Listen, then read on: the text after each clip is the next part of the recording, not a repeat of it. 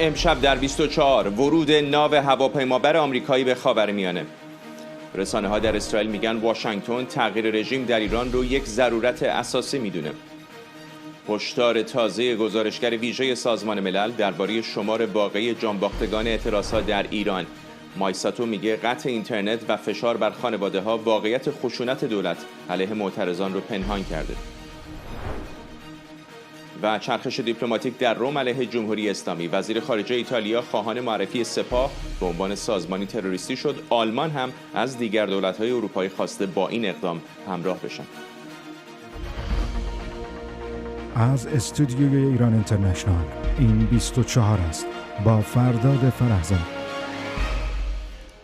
بینندگان ایران اینترنشنال در ایران و سراسر جهان سلام و وقت بخیر. خبرگزاری رویترز میگه ناو هواپیمابر USS آبراهام لینکلن و چند ناوشکن آمریکایی وارد منطقه خاورمیانه شدند.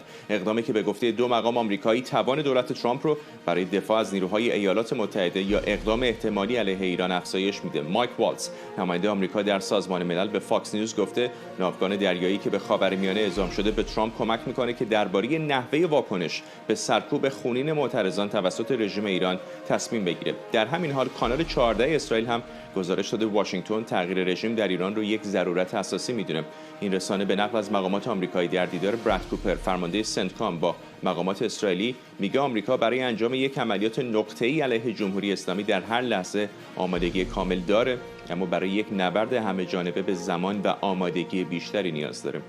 سمیرا قرایی خبرنگارمون از واشنگتن با ما. سمیرا، گزارش‌های متعددی در مورد محل دقیق این ناو منتشر میشد. الان به نظر میرسه که یک اجماعی وجود داره که در منطقه خاورمیانه هست. خود سنتکام در حساب توییتریش عکسی منتشر کرده، میگه در اقیانوس هند هست. اقیانوسی خب بسیار بزرگ، مشخص نیست شرقش غربشه، ولی همه حرف از این میزنن که الان در منطقه عملیاتی سنتکام وارد شده.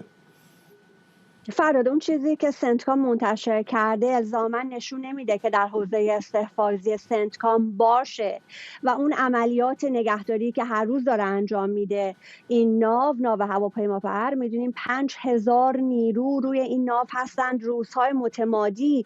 این ناو در مراحل عملیاتی در منطقه های استحفاظی مختلف به ویژه در حوزه‌ای که مربوط به چین هست در پاسیفیک واقع بوده و بسیار مهمه و در توجه هست برای تمامی تحلیلگران نظامی که آقای ترامپ این رو از ورودی پکن و اون داستانهایی که با چین دارن منتقل کرد به خاورمیانه. از این منظر است که ورود این ناو به خاورمیانه بسیار مهمه.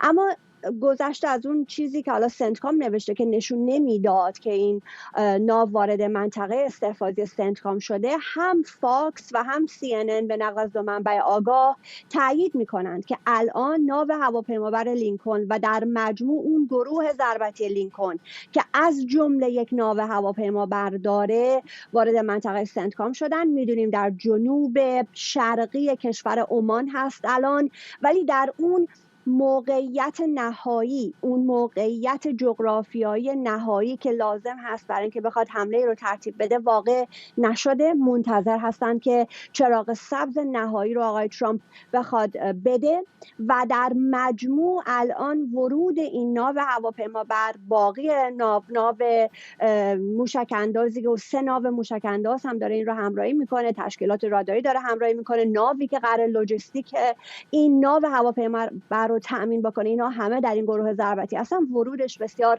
حائز اهمیت است و همزمان ما داریم صحبت‌هایی رو از سمت تمامی گروه‌های نیابتی جمهوری اسلامی در منطقه میشنویم. روز گذشته از کتایب حزب الله شنیدیم، امروز از نعیم قاسم رهبر حزب الله لبنان شنیدیم که اگر اقدامی علیه جمهوری اسلامی انجام بشه اینها اقدام رو علیه خودشون فرض خواهند کرد. حوثی‌های یمن هم روز دوشنبه این واکنش رو داشتن و داریم می‌بینیم که تمامی نیابتی‌های جمهوری اسلامی در منطقه دارن صداشون در آمده راجع به این. دیوارنگاره در تهران اینها آمدند منتشر کردند یا حالا ترسیم و طراحی کردند که اون هم واکنش‌های زیادی داشته. اما تحلیلگران نظامی میگن که همین هست و جمهوری اسلامی اقدام بیشتری در رابطه با مشخصا ناو هواپیمابر لینکلن نمیتونه انجام بده به خاطر اون مشخصات و قابلیت‌های نظامی که این ناو داره. برای جمهوری اسلامی هیچ گونه اقدام تهاجمی نمیتونه علیه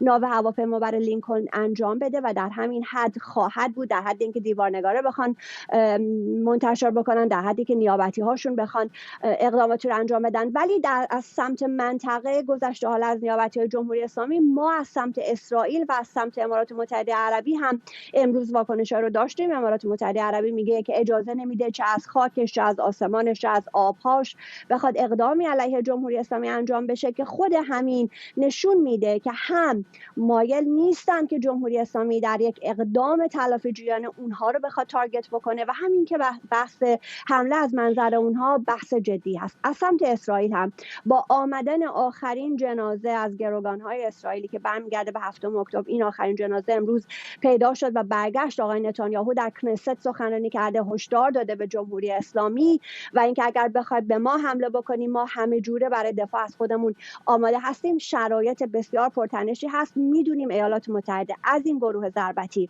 هم برای حمله استفاده خواهد کرد، هم برای دفاع. یادمون باشه قطر و عربستان سعودی در ماه‌های گذشته از دولت آمریکا تضمین‌هایی گرفتند شبیه بند 5 ناتو که اگر علیه اونا اقدامی انجام بشه ایالات متحده ازشون دفاع خواهد کرد. در چنین شرایطی که الان این فضای پرتنش داره، پرتنش‌تر و پرتنش‌تر میشه. فرداد. ممنونم از تو. سمیرا قرایی، همکارم از واشنگتن با ما. بهنام طالبلو، مدیر ارشد برنامه ایران در بنیاد دفاع از دموکراسی هم از واشنگتن به ما پیوسته. آقای طالبلو، مشخصه که ایالات متحده در این لحظه تا دندان مسلحه در منطقه. آیا به نظرتون از این میزان سلاح برای اقدامی علیه جمهوری اسلامی استفاده خواهد کرد یا برای نشان دادن حداکثر توانایی آمریکاست برای اینکه در این دقیقه 90 بتونه جمهوری اسلامی رو وادار به یک توافق کم و بیش شبیه به تسلیم بکنه؟ ممنونم از دعوتت فرداد خان. سلام به شما و بینندگان گرامی و مخصوصا به ملت شریف ایران. ببینید سوال بسیار اساسیه، چون همونطور که من و شما در گفتگوهای سابق داشتیم و ارائه کردم، دونالد ترامپ دنبال ارائه کردن و مشخص کردن و برجسته کردن تمام گزینه‌های سیاسی، نظامی، اقتصادی، امنیتی، اطلاعاتی آمریکا روی میز در رابطه با جمهوری اسلامی.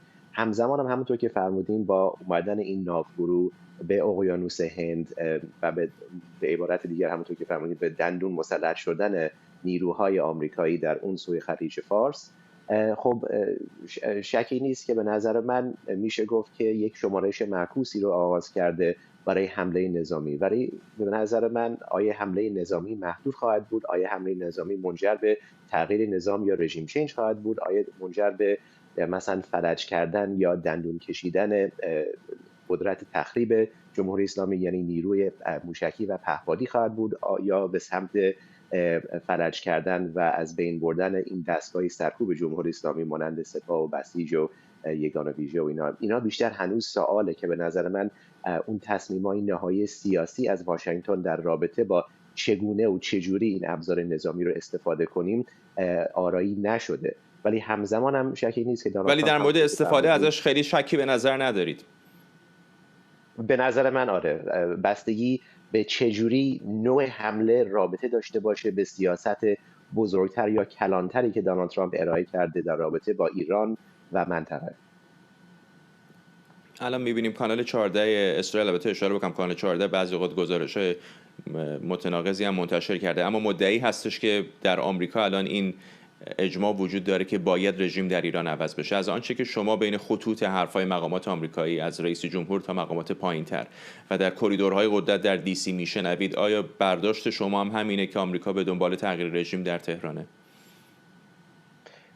ببینید همونطور که شما می‌دونید این واژه تغییر نظام یا تغییر رژیم در واشنگتن اصلا یک کلمه بدی که خود دولت دونالد ترامپ نمیخواد ازش استفاده کنه. ولی شکی نیست که این دولت مردان دونالد ترامپ هم میفهمن به درستی که نمیشه فقط مثلا نظام رو به سمت پوست اندازی برد و نمیشه اتفاقا مثلا یک حمله‌ای داشت مانند حمله‌ای که جو بایدن به یه سری اماکن نظامی هشت شعبی در عراق داشت که مثلا به عبارت دیگر یک بازوی نظامی رو مثلا برجسته میکنه، اون کارت رو روی میز میذاره ولی نظام در تمام عیار بمونه، مخصوصا با اون قدرت تخریبی که این نظام ضعیف هنوز داره. بنابراین دنبال یک حمله بسیار به نظر من بزرگ و نتیجه بخش هستن، ولی موندن الان به نظر من که چجوری جلوی قدرت تخریب جمهوری اسلامی رو بگیرن و نتیجه مثبت سیاسی بگیرن. اگر اون نتیجه مثبت سیاسی نه فقط سقوط خامنه‌ای ولی سقوط سپاه پاسداران یا واقعا عوض کردن این محور شرارت جمهوری اسلامی در منطقه، خب چه بهتر. ولی به چه قیمتی؟ به نظر من دولت آمریکا هنوز داره رایزنی میکنه و شانه‌زنی میکنه. به محور شرارت اشاره کردید، آدم یاد 2003 و جورج بوش میفته. حتی اون موقعی که رئیس جمهوری وقت آمریکا قصد حمله به عراق رو داشت، 24 ساعت قبلش به صدام حسین فرصت دادن کشور رو ترک بکنه. به نظر میسه که الان تقریبا داریم به یه همچین جایی در ایران میرسیم. در داخل ایران هم میشه حد زد که بالاخره بخشایی از بدنه نظام نگاه انتحاری ندارن، بقا براشون مهم هست. آیا در توان سیاسی جمهوری اسلامی میبینید که در این لحظاتی که واقعا به فروپاشی و سقوط نزدیک شده یا دست کم به احتمالش نزدیک شده، یک تصمیم بسیار بزرگ بگیره و بخواد رهبر رو کنار بزنه، در داخل استحاله‌ای بکنن، رهبر فرار بکنه، تغییری بدن که آمریکایی‌ها رو راضی بکنه؟ به نظر من اگه مثلا اشاره داری میکنی اول به شخص خامنه‌ای، خب در کوتاه مدت جام زهری در آینده من نمیبینم که ایشون بتونه بره سمت اون و بنوشه، چون هم مانندی که شما و بینندگان گرامی میدونین، خب ایشون آدم بسیار ایدئولوژیکال و آرمانگرا هست و حاضره که متاسفانه همونطور که تو این 30 سال ما دیدیم ایران رو بسوزونه و اون آرمان و ایدئولوژی خودش بمونه. بنابراین پیشنهاد من و توصیه من به دولت آمریکا اینه که نه تنها این فرصت رو ندیم، ولی از قدرت سورپرایز و غافلگیر کننده خود این نیروهای آمریکا استفاده کنیم که واقعا یک پیروزی سیاسی در منطقه بتونیم داشته باشیم.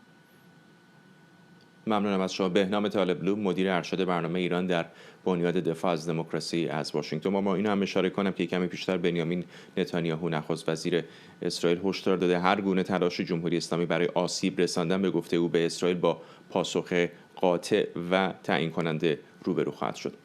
اما در ایران بر اساس گزارش‌های جمهوری اسلامی در جریان سرکوب اعتراضات سراسری، پزشکان و پرستارانی رو که معترضان زخمی رو درمان کردن بازداشت، احضار و تهدید کرده. فعالان حقوق بشر این اقدام رو گروگانگیری کادر درمان و نقض سوگند پزشکی خوندن و خواهان دخالت فوری نهادهای بین‌المللی شدند. در چند شهر از جمله گرگان، قزوین، اردبیل گزارش‌هایی درباره بیخبری خانواده شماری از پزشکان که در بازداشتن منتشر شده و در لاهیجان بخشی از کادر درمان با تهدید از ادامه درمان افراد زخمی منع شدند. در واکنش بیش از 4000 پزشک در کارزاری اعتراضی خشونت علیه معترضان و فشار بر کادر درمان رو محکوم کردند. روزبه اسفندیاری، پزشک از هیوستون، به ما پیوسته. آقای اسفندیاری، واقعا تکان دهنده است گزارش‌هایی که از ایران داره منتشر میشه. شما چه میدونید در مورد وضعیت همکارانتون در ایران و واقعا در یک چنین موقعیتی چه کار میتونن بکنن اونها؟ ببینید، متاسفانه بعد از کشتار 18 و 19 دی ماه که منجر به کشتار وسیعی از مردم کشورمون شد و حداقل 36,000 نفر جان خودشون رو از دست دادن، حالا نیروهای امنیتی و سرکوبگر به این فکر افتادن که به بیمارستان‌ها و مراکز درمانی مراجعه بکنن. این آخرین خبری هستش که یکی از دوستان من از ایران حدود 1 ساعت قبل از شروع برنامه در اختیار من گذاشت و گفت که به بیمارستان‌ها دارن مراجعه میکنن، به اورژانس بیمارستان‌ها، و فیلم‌های اورژانس‌ها در تاریخ 17 18 19 رو دارن مورد بررسی قرار میدن، ببینن چه افرادی به صورت ترومایی و به خصوص ترومای نافذ، یعنی ترومایی که ناشی از گلوله‌ها باشه و ساچمه‌ها باشه، به بیمارستان‌ها مراجعه کردن. و حتی مواردی بوده از صحبت کردن، بازداشت و تهدید و ارعاب کادر درمان. این کادر درمان فقط شامل پزشکان نیستش، پرستاران هستن. مثلا در یکی از استان‌های شمالی من یکی از دوستان پزشکم به 4 تا خانه مراجعه کرده بوده که برای اینکه بهشون کمک بکنه که ساچمه رو از بدن اینها خارج بکنه. این توسط رئیس حراست بیمارستان و دانشگاه علوم پزشکی مورد مؤاخذه قرار گرفته و ازش بازخواست کردن که چرا به افراد زخمی و افرادی که مجروح هستن در خارج از بیمارستان دارن کمک میکنن. همین چند ساعت پیش مدیر روابط عمومی وزارت بهداشت از مجروحین و کسانی که به بیمارستان ها مراجعه نکردن درخواست کرده که به بیمارستان ها و مراکز درمانی مراجعه بکنن که این باعث به دام افتادن این مجروحین میشه. ببینید فشار بر کادر درمان چیز تازه‌ای نیستش در رژیم جمهوری اسلامی. ما از سال 88 اگر به این ور رو نگاه بکنیم انقدر فشار بر روی پزشک بازداشتگاه کهریزک زیاد بود که دکتر رامین پوراندرجانی که ایشون متاسفانه حالا یا مرگ خودخواسته‌ای داشتن یا به قتل رسیدن، ما این رو داریم. یا پس از قتل مهسا ژینا امینی ما دو تا مورد رو داشتیم، حداقل دکتر آیدا رستمی و دکتر پریسا بهمنی رو داشتیم که اینها هم متاسفانه در خلال امدادرسانی به مجروحین مورد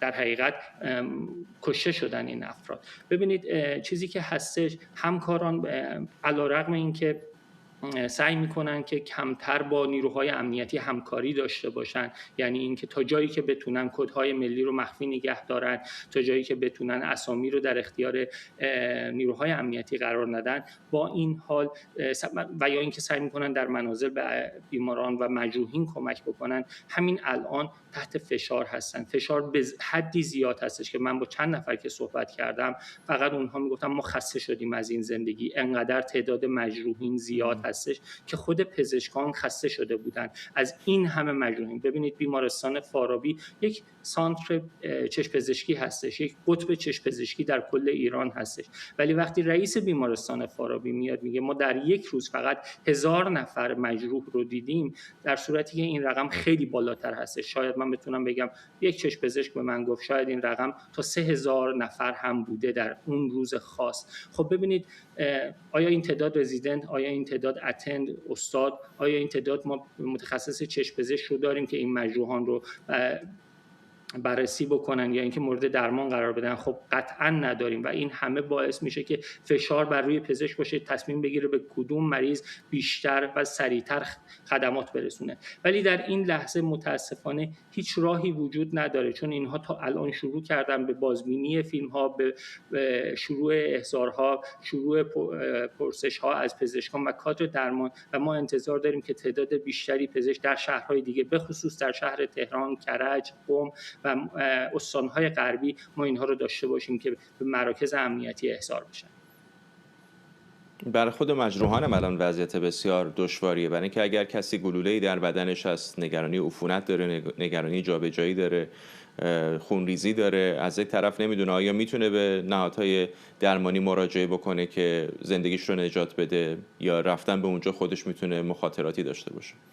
نه، قطعا رفتن به اونجا میتونه مخاطره‌آمیز باشه براشون، به خصوص بیمارستان‌های دولتی و بیمارستان‌های آموزشی. من یک نمونهش رو عرض بکنم خدمتتون. یکی از همکاران من روز گذشته با من تماس داشت، گفت من یک پسر 15 ساله‌ای به مطب من مراجعه میکنه هر چند روز یک بار برای تعویض پانسمان خودش و دریافت آنتیبیوتیک وریدی. این پسر در شهر اندیشه تهران در روز 18 یا 19 اگر اشتباه نکنم، یکی از این دو روز مورد اصابت گلوله جنگی قرار گرفته، ولی خوشبختانه گلوله از سمت دیگه خارج شده، از سمت دیگه بدن خارج شده و تنها به سوختگی ناحیه ورود شده و البته عفونت رو هم داره و این پزشک هر چند روز یک بار مشغول تعویض پانسمان این فرد و عرضم به خدمتتون که تجویز آنتیبیوتیک هستش برای این فرد 15 ساله که متاسفانه حتی پدر مادر این فرد هم، این نوجوان هم اصلا در جریان یک چنین اتفاقی برای بچه‌شون نیستن.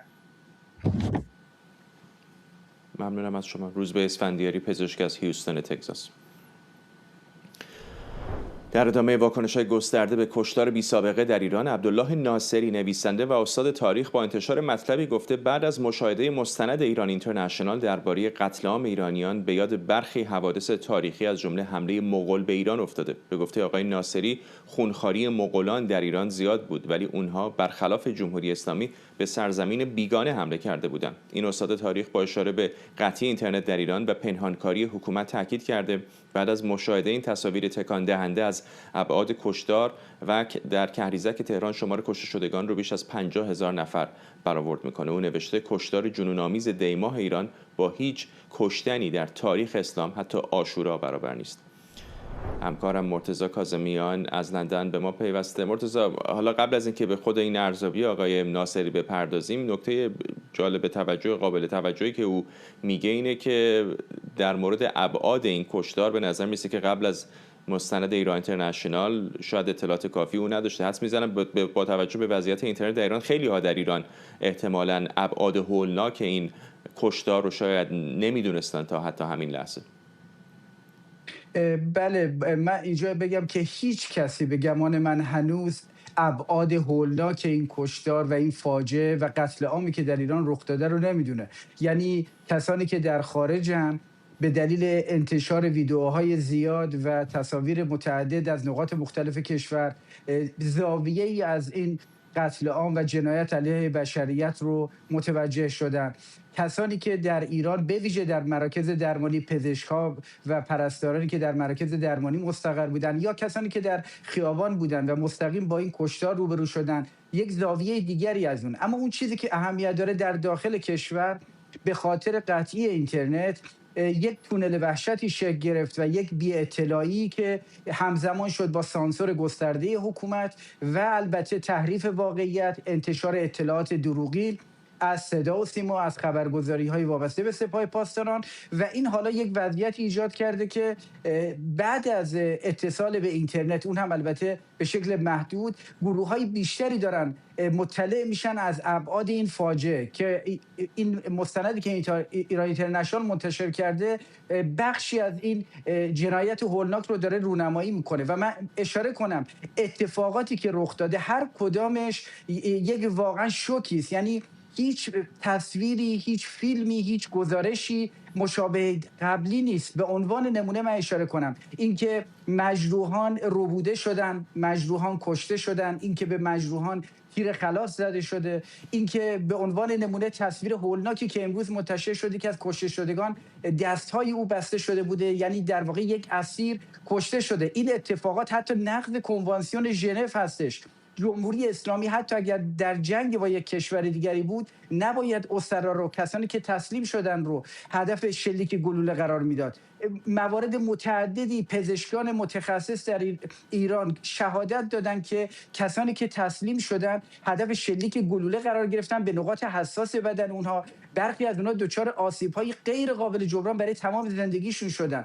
یا فیلم هایی که منتشر شده در همین ایام هر کدامش یک شوک جدیدی است. اون ویدئوی بسیار دردناکی که سپهر بابا کجایی یک رو گشتن در میان جنازه ها به دنبال فرزند، هنوز از درد اون مردم رهایی پیدا نکرده بودن کسانی که اون رو دیدن و هنوز اون ویدئوی جانخراش به یادشونه. دوباره این ویدئوی جدید مانی بابا منتشر شده. یعنی هر تصویر، هر ویدئوی جدید یک پرده برداری از قساوت جمهوری اسلامی داره رونمایی میکنه که با اطمینان میشه گفت نه تنها در تاریخ سیاسی معاصر ایران، حتی در تاریخ ایران بی سابقه هست. چون مغول‌ها به تعبیر آقای دکتر ناصری وقتی حمله کردن به ایران متجاوز به یک کشور دیگر بودن، اما جمهوری اسلامی با شهروندان خودش داره یک چنین قساوتی به خرج میده. یا داعش همینطور، جمهوری اسلامی حکومت مستقره اما داره رفتاری میکنه که داعشی‌ها که دولت نبودن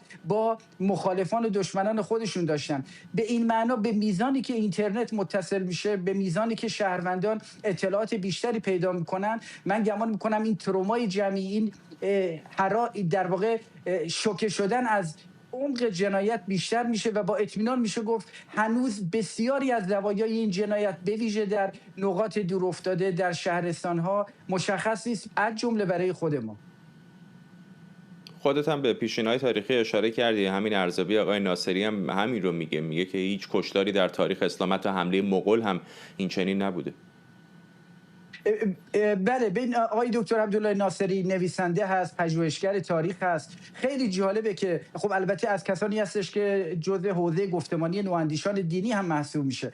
ایشون بررسی کرده رویدادهای تاریخی رو، از جمله در واقع رخداد عاشورا رو، و اونجا تاکید میکنه که بعد از دیدن مستند ایران اینترنشنال دیده که به عنوان نمونه اون جستجویی که روایت شده در مثلا عاشورا رخ داده، حالا با این ویدئوی مثلا همین ویدئوی مشهور سپهر بابا کجایی میگه اصلا دیگه هیچ شاهد تاریخی بدتر از این برای ما وجود نداره، یا میگه دیگه هیچ کشتنی بدتر از این در تاریخ اسلام رخ نداده، حتی رخداد عاشورا. یا معتقده که اساسا دیگه اسم یزید اگر مطرح شده در رویداد عاشورا و واقعی که در کربلا رخ داد، میگه کاملا اومده ذیل ولایت مطلقه فقیه علی خامنه‌ای و دیگه کسی اون اسم رو به یاد نخواهد آورد. و به خاطر همینه که بر مبنای این برداشت جدیدش کسی که در ایران داره زندگی میکنه بعد از این مستند ایران اینترنشنال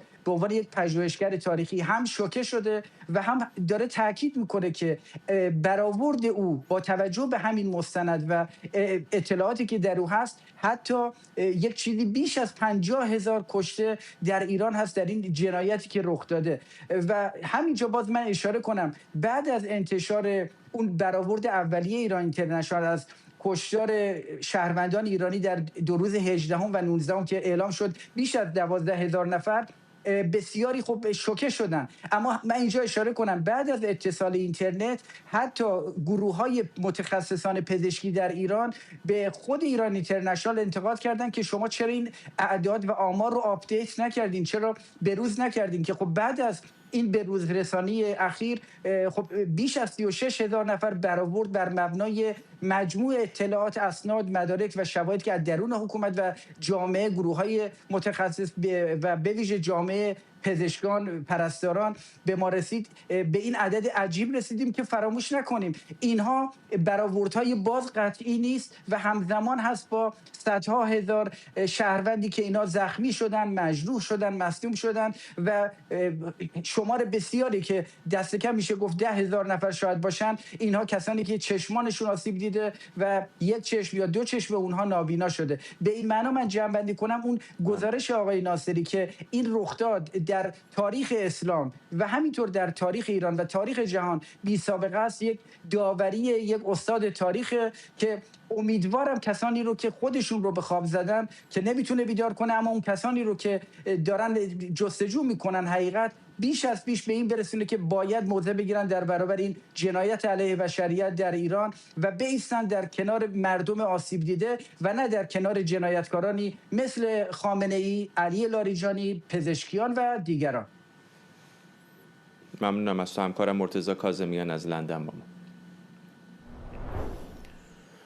گزارشگر ویژه سازمان ملل در امور حقوق بشر ایران در مصاحبه با روزنامه لوموند گفته به دلیل پنهان ماندن ابعاد واقعی سرکوب و قطعی اینترنت احتمالاً شمار جانباختگان در ایران باید بسیار بیشتر از برآوردهای ابتدایی باشه. به گفته مایساتو اطلاق عنوان جنایت علیه بشریت در حال حاضر نیازمند تحقیق حقوقی دقیقه. همزمان تمی بروس معاون نماینده آمریکا در سازمان ملل هم گفته در ادامه فشار حداکثری واشنگتن بر تهران، ایالات متحده به تلاش‌هاش برای اجرای کامل تحریم‌های احیا شده شورای امنیت علیه ایران ادامه میده.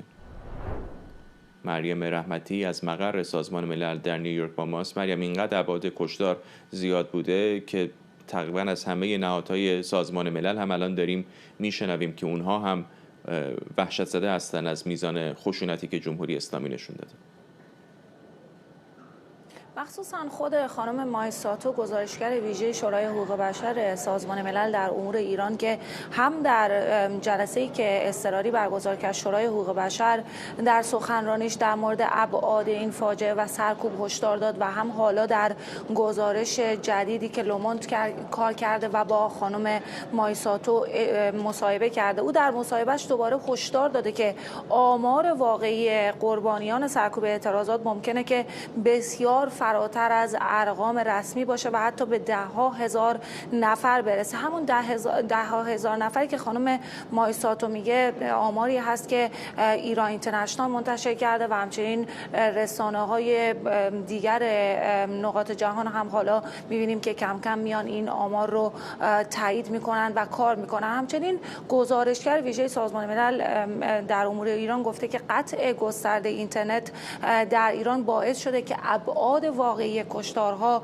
پنهان بمونه و جریان اطلاعات عمدن مختل شده، چون جمهوری اسلامی نمیخواد که دنیا از جزئیات این سرکوب گسترده و هولناک با خبر بشن. او همچنین تاکید میکنه که اگرچه مقام‌های جمهوری اسلامی رقم کشته شدگان رو حدود 3000 نفر اعلام کردن، اما گزارش‌ها و شهادت‌هایی که او از پزشکان، بیمارستان‌ها و همچنین سردخانه‌ها دریافت میکنه نشون میده که آمار واقعی میتونه بسیار بالاتر باشه. او میگه حتی اگر آمار رسمی درست باشه، باز هم کشته شدن حتی یک نفر هم بیش از حد، چون معترضان ایرانی بدون هیچ سلاحی به طور مسالمت آمیز به خیابان‌ها اومده بودند و خواهان تغییرات اقتصادی و سیاسی بودند. همچنین مایساتو میگه گزارش‌های موثقی دریافت کرده که نیروهای امنیتی جمهوری اسلامی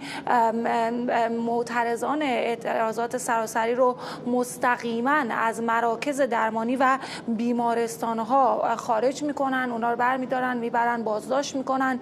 اقدامی که به گفته او به صراحت طبق حقوق بین‌الملل نقض فاحش حق دسترسی به درمان و مراقبت پزشکی محسوب میشه. و این نکته بسیار مهمی است که فرداد ما در 3 هفته گذشته در مورد جزئیات اینکه چطور زخمی‌ها از بیمارستان‌ها توسط نیروهای سرکوب خارج میشن زیاد شنیدیم، ولی اگر از نگاه بین‌المللی همونطور که خانم مایساتو بهش اشاره میکنه نگاه بکنیم، این خودش یکی از همون قوانین بین‌المللی هست که در کنار نقض‌های دیگر جمهوری اسلامی این حق درمان رو هم زیر پا گذاشته و زخمی‌ها رو داره از بیمارستان‌ها خارج میکنه. همچنین گزارش‌هایی از شکنجه، سهل‌انگاری پزشکی و حتی تعرض جنسی در مراکز و بازداشتگاه‌ها وجود داره به گفته خانم مایساتو، و اینها هم مواردی هست که داره علیه جمهوری اسلامی در سازمان ملل به ثبت میرسه. این گزارشگر ویژه سازمان ملل همچنین حکومت رو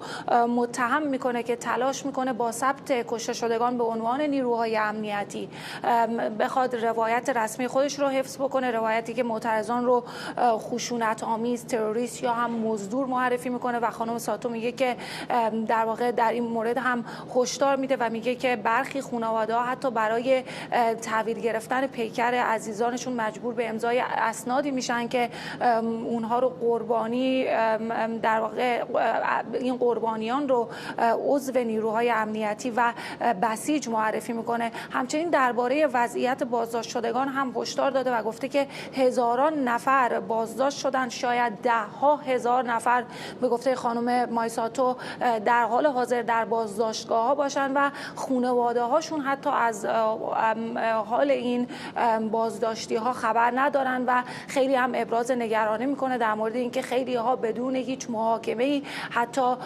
اعدام میشن و همچنین در خطر اعدام قرار دارن. در همین حال واکنش ها در سطح جهانی هم فرداد ادامه پیدا میکنه. میدونیم که رسانه های جریان اصلی غربی در 3 هفته گذشته یکم کوتاهی کردن، کمتر می نوشتن در مورد اعتراضات سراسری قیام مردم ایران، ولی حالا میان از ابعاد این خشونت و سرکوب جمهوری اسلامی در واقع پرده برمیدارن. آمار رو، همون آماری که قبلا ما منتشر کردیم رو تایید میکنن و همچنین اینجا در سازمان ملل همین واکنش ها ادامه پیدا کرده. همونطور که تو اشاره کردی، تامی بروس که قبلا سخنگوی وزارت خارجه آمریکا بود و حالا معاون سفیر آمریکا در سازمان ملل، پیشتر در جلسه‌ای در شورای امنیت سازمان ملل در مورد مردم ایران صحبت کرد و در مورد جمهوری اسلامی که چطور در دهه‌های گذشته از طریق خشونت و ارعاب با قرار دادن پول در جیب‌های گروه‌های تروریستی و تامین مالی برنامه‌های هسته‌ای و موشکی خودش به نیازهای اولیه مردم ایران توجهی نکرده و تهدیدی برای صلح و امنیت بین‌المللی بوده. و به گفته او حالا می‌بینیم که مردم ایران به این وضعیت نگفتن و دیگه تحملش رو ندارن. خیلی از کسانی که اینجا در سازمان ملل هستن از خبرنگاران احساس میکنن و میگن که ایالات متحده آمریکا در شورای امنیت داره کم کم اعضا رو آماده میکنه برای اینکه احتمالاً یک گزینه نظامی رو اجرایی بکنه بر علیه جمهوری اسلامی. فرداد. ممنونم از تو همکارم مریم رحمتی از مقر سازمان ملل در نیویورک. هانا نویمن نماینده آلمان در پارلمان اروپا با اشاره به تغییر موضع ایتالیا درباره سپاه پاسداران خواهان همراهی دیگر کشورهای اروپایی شده. وزیر خارجه ایتالیا در این باره گفته تلفات وارد شده به غیر نظامیان در جریان اعتراضات در ایران مستلزم پاسخ روشن و قاطعی از طرف جامعه جهانیه. آنتونیو تایانی گفته در نشست وزیران خارجه اروپا در بروکسل پیشنهاد قرار دادن سپاه در فهرست سازمان‌های تروریستی رو مطرح میکنه. خبرنگارمون علی حسنپور از برلین با ماست. علی، ایتالیا درخواست قرار گرفتن سپاه رو در فهرست گروه‌های تروریستی مطرح میکنه. در چنین شرایطی چقدر احتمال اجرایی شدن این درخواست وجود داره؟ خب فرداد، طرح این درخواست از سوی ایتالیا از چند جهت حائز اهمیت هست، چون ایتالیا تا همین اواخر یکی از کشورهایی بود که در اتحادیه اروپا با قرار گرفتن نام سپاه پاسداران در فهرست سازمان‌های تروریستی مخالفت می‌کرد. اما خب حالا شاهد تغییر موضع این کشور در قبال جمهوری اسلامی هستیم. اهمیت این موضع‌گیری در این هستش که ایتالیا در کنار فرانسه و اسپانیا از جمله کشورهایی بود که در مسیر تروریستی اعلام کردن سپاه پاسداران در اروپا مانع تراشی می‌کرد. حتی پیشتر نمایندگان پارلمان اروپا اعلام کرده بودند که تنها این 3 کشور هستند که موانع اصلی این مسیر هستند. میدونیم در سالهای گذشته به ویژه پس از جنبش مهسا در سال 2022 پارلمان اروپا بارها خواستار قرار گرفتن سپاه پاسداران در فهرست گروه‌های تروریستی شده بود. این درخواست هم در قطعنامه‌های مختلف پارلمان اروپا مطرح شده بود، هم در بیانیه‌های رسمی. اما خب با این وجود اتحادیه اروپا تا امروز از انجام این اقدام خودداری می‌کرد. با این حال هفته گذشته پارلمان اروپا بار دیگه قطعنامه‌ای تصویب کرد که در اون سرکوب و کشتار گسترده معترضان در ایران به شدت محکوم شد و اتحادیه اروپا خواستار در واقع از اتحادیه اروپا خواستار این شد که اقدام عملی علیه نهادها و مقامات مسئول این سرکوب انجام بده. در همین چارچوب موضع در واقع تروریستی اعلام کردن سپاه پاسداران بار دیگه با صدای بلندتری مطرح شد. میدونیم در سطح بین‌الملل هم پیشتر کشورهایی مثل ایالات متحده، کانادا و استرالیا سپاه پاسداران رو در فهرست گروه‌های تروریستی قرار داده بودند. با این حال طبق سازوکار اتحادیه اروپا برای قرار گرفتن یک نهاد در فهرست سازمان‌های تروریستی این تصمیم باید با اجماع هر 27 کشور عضو اتحادیه اروپا به تصویب برسه. به همین دلیل مخالفت برخی کشورهای عضو از جمله فرانسه و اسپانیا و تا پیش از این ایتالیا مانع اجرایی شدن این درخواست شده بود. کشوری که حالا اعلام کرده قصد داره این پیشنهاد رو حتی مطرح بکنه. میدونیم در فرانسه هم با وجود اون که احزاب مختلف سیاسی حتی در مجلس سنا خواستار تروریستی اعلام کردن سپاه پاسداران شدن، وزارت خارجه این کشور حالا اعلام کرده که این اقدام در شرایط فعلی مؤثر نیست و تاکید میکنه که تمرکز پاریس باید بر تحریم‌های هدفمند و حمایت از مردم ایران باشه. با این حال تغییر موضع ایتالیا حالا میتونه معادلات رو تا حد زیادی تغییر بده. اگر ایتالیا رسما این پیشنهاد رو در نشست بروکسل مطرح کنه، نگاه‌ها حالا به واکنش فرانسه و ایتالیا دوخته میشه، کشورهایی که تا به امروز از مخالفان اصلی این اقدام بودن. بنابراین با افزایش فشارهای سیاسی و حقوق بشری و تاکید دوباره پارلمان اروپا، طرح در واقع رسمی این درخواست از سوی ایتالیا میتونه روند تصمیم گیری اتحادیه اروپا رو وارد مرحله تازه بکنه. هرچند گفتم اجماع کشورهای عضو اتحادیه اروپا همچنین شروط اصلی هستش. ممنونم از تو همکارم علی حسنپور از برلین با ما. در حالی که گمانه‌ها درباره احتمال اقدام نظامی آمریکا علیه جمهوری اسلامی بیشتر شده، حوثی‌های یمن و کتایب حزب الله عراق، دو گروه نیابتی حکومت ایران، با اتخاذ مواضع تهدیدآمیز اعلام کردن آماده ورود به درگیری‌ها هستند. همزمان وزیر خارجه آمریکا هم در گفتگوی تلفنی با محمد شایع سودانی، نخست وزیر فعلی عراق، گفته دولتی که در بغداد تحت کنترل تهران باشه نمیتونه منافع عراق رو در اولویت قرار بده و این کشور رو از درگیری‌های منطقه‌ای دور نگه داره. وزارت خارجه آمریکا گفته مارکو روبیو در این تماس از دولت عراق خواسته با ادامه همکاری امنیتی فاصله‌اش رو با تهران حفظ کنه. تروسکه صادقی روزنامه‌نگار از پاریس با ماست. خانم صادقی، قبلا هم البته گروه‌های نیابتی اینچنینی مورد حمایت ایران تهدیدهای مشابهی رو اعلام کرده بودند، از جمله در جریان جنگ 12 روزه، ولی اقدام عملی از سمت اونها ندیدیم. این بار چقدر تهدیدهای اونها رو میشه جدی گرفت؟ کاملا درسته. اتفاقا بعد از تماسی که در بین مارک روبیو با نخست وزیر فعلی محمد شیع السودانی صورت گرفت و مواردی که شما بهش اشاره کردید، رئیس فراکسیون تصمیم که از جریان‌های وابسته به جمهوری اسلامی در پارلمان عراق همین رو بیان کرده بود. دقیقاً در گفتگوی تلویزیونی گفته که در جنگ 12 روزه گروه‌های میلیشیایی در داخل عراق یا جریان‌های مقاومت به اصطلاح ایشون هیچ کدومشون تحرکی انجام ندادند و پایبند به توافقی ماندند که در بین اونها با آمریکایی‌ها بوده و این خب این رو هم عملاً این گروه‌ها نشون دادن. اما در رابطه با موقعیت فعلی ما شاهد این هستیم که در واقع از زمانی که اعتراضات وارد فاز بسیار جدی‌تری شد و ما دیدیم که واکنش آمریکا هم جدی‌تر شد، تنها حزب الله عراق بوده که بیانیه داده. این سومین بیانیه هستش که حزب الله عراق منتشر کرده،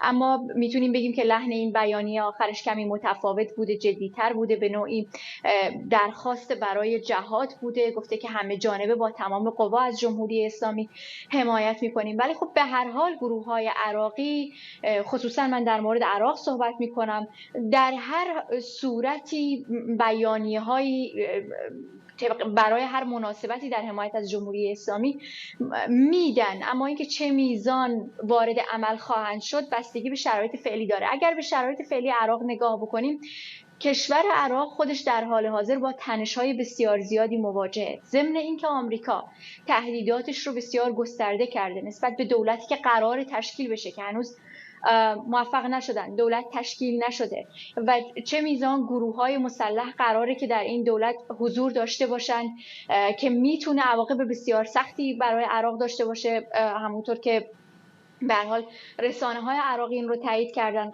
خصوصا در رابطه با احتمال تحریم درآمدهای نفتی عراق.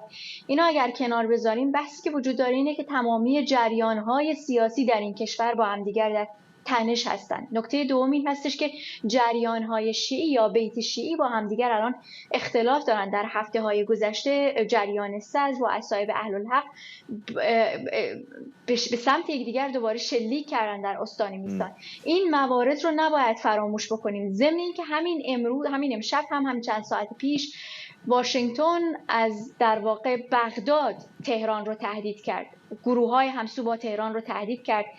پستی که در واقع سفارت آمریکا در بغداد منتشر کرده بود که سه نکته بسیار مهمی داشته که اینکه تهدیدات اونها لفظی نیست، میتونه عملی باشه، اقدام عملی انجام بدن. در رابطه با جمهوری اسلامی هم صحبت کرده.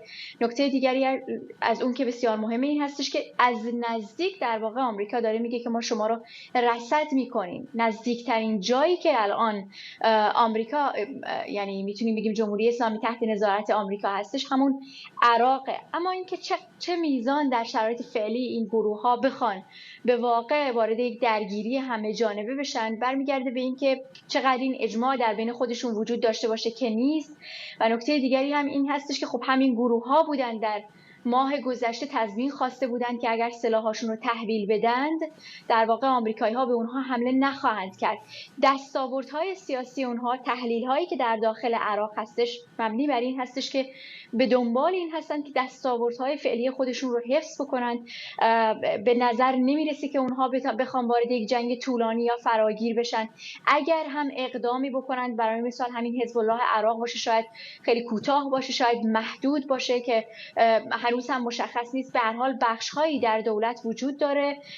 در هفته‌های گذشته ما شاهد تحرکات وزارت خارجه بودیم، اظهاراتی خود نخست وزیر عراق هم داشت. اونها تمایلی ندارند که در واقع وارد این درگیری ها بشن و تلاش میکنند که در واقع تنش رو از عراق دور بکنن. این رو ما در بیانیه‌های مقامات دولتی دیدیم. اما خب باید منتظر به هر حال در نهایت تحرک آمریکا باشیم تا ببینیم آیا این گروه‌ها تحرکی خواهند کرد در حمایت از جمهوری اسلامی. ممنونم از شما تروسکه صادقی، روزنامه‌نگار از پاریس، و ممنونم از شما که بیننده برنامه 24 امشب هم بودید. برنامه رو کمی دیرتر میتونید در یوتیوب دوباره ببینید.